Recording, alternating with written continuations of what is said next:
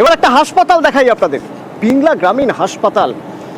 হাসপাতাল মানে যেখানে স্বাস্থ্যকর পরিবেশ থাকবে, অস্বাস্থ্যকর পরিবেশের চূড়ান্ত বা চরম সীমা বললেও বোধহয় কম বলা হবে।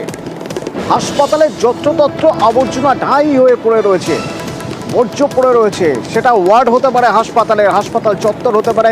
একটা শৌচাগার রয়েছে বটে, তবে তা পরিষ্কার করা হয় না বলে বন্ধই রাখা রয়েছে। দিগ্বিজয় রয়েছেন এখান থেকে আমার সঙ্গে সরাসরি। দিগ্বিজয়, মানে এটা নতুন করে আর বলার কোনো অপেক্ষা রাখে না যে হাসপাতালে যে রোগী বা রোগীর পরিজনেরা আসেন তারা কি দুর্বিষহ অবস্থার মধ্যে রয়েছেন, কিন্তু দিনের পর দিন একটা হাসপাতাল চত্বর এভাবে পরিষ্কার করা হচ্ছে না কেন?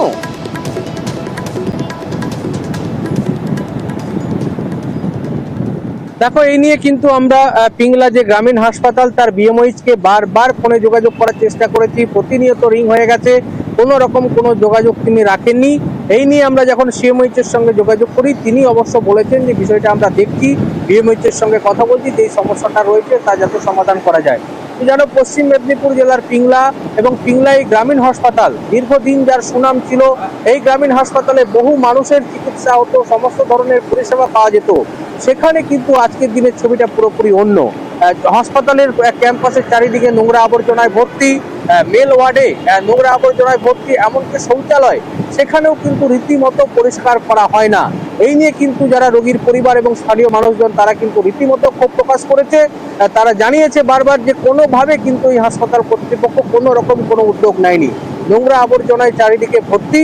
এই নিয়ে কিন্তু এলাকার মানুষজন ক্ষোভ প্রকাশ করার পাশাপাশি তারা দাবি জানিয়েছে যাতে এই হাসপাতাল চত্বর পরিষ্কার করা থেকে, পরিষেবা থেকে, হাসপাতালের শৌচালয়, বেড সার্বিকভাবে যাতে একটি সুন্দর পরিস্থিতি তৈরি হয় এই হাসপাতালে, সেই আবেদন কিন্তু করেছে এলাকাবাসী। অতনু, দেখা যাক, আমরাও অপেক্ষা থাকবো, আমরা খবর করতে থাকবো, এই ছবি আমরা দেখাতে থাকবো। দেখা যাক হাসপাতাল চত্বর পরিষ্কার হয় কিনা, কত দিনে হয়।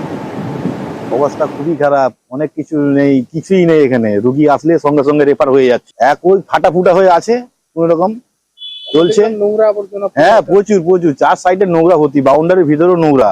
পরিষেবা ভালো পায়নি মানুষ। ওই আউটডোরটা চলছে, বুঝতে পারছেন, ইমার্জেন্সি রুগী আসলে সঙ্গে সঙ্গে এফার, সেরকম কোনো ডাক্তারবাবু রিস্ক লাইনি যে রুগী ভর্তি রাখবে। চারিদিকে কি চাইছেন এলাকাবাসী?